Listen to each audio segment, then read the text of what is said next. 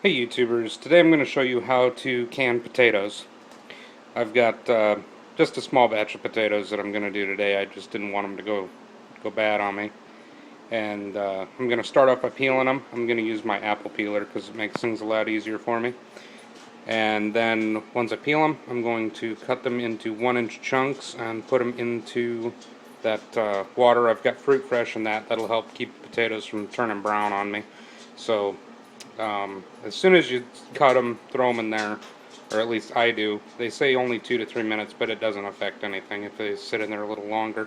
And they will go brown on you by the time you're done cutting them and all that. So anyhow, I'm going to get started peeling these and get them cut up.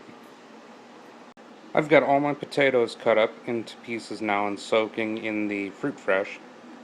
And I'm going to start packing it in quart jars. Quart jars require 40 minutes. And at my altitude I need it at 11 psi. Right now would be a good time to get your water going for your canner, and anyone who's new at this, make sure you have that in there or else you can crack jars, but people who have done this before know that.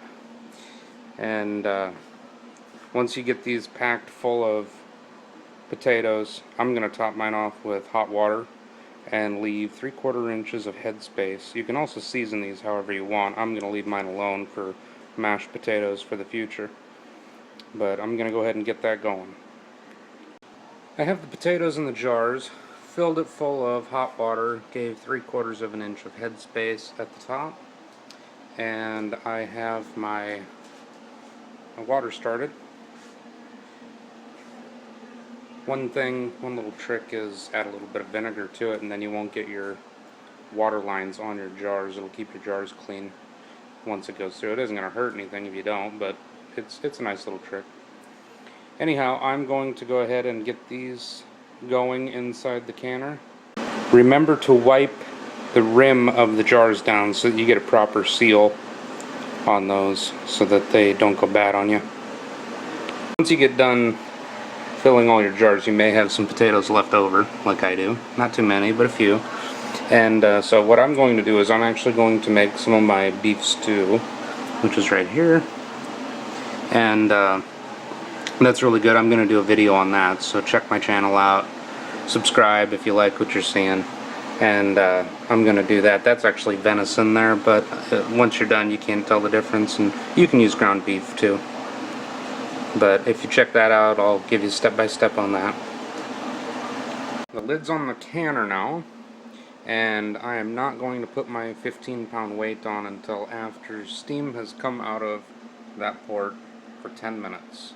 So I'm going to wait until I get a steady stream of steam coming out, and then I'm going to put that on, and then I'm going to wait for it to come up to 11 pounds is what I have to cook at here.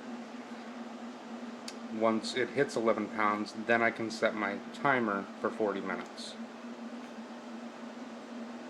It has been 40 minutes, and I turn the heat off. I'm going to let this thing cool down. Don't take that off. Don't mess with that. Just leave it alone. Don't put any cold rags on it. Let it cool down on its own time.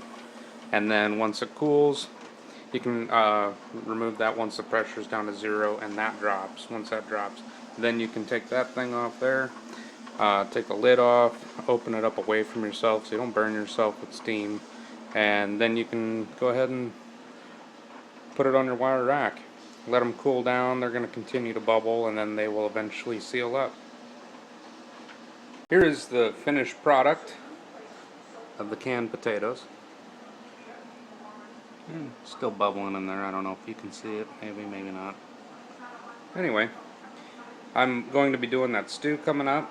I've got some dehydrated potatoes that I'm actually doing right now, and I'm going to have videos on both of those things. So if you're interested in that, subscribe, check out my channel, and check out my other videos. Thanks.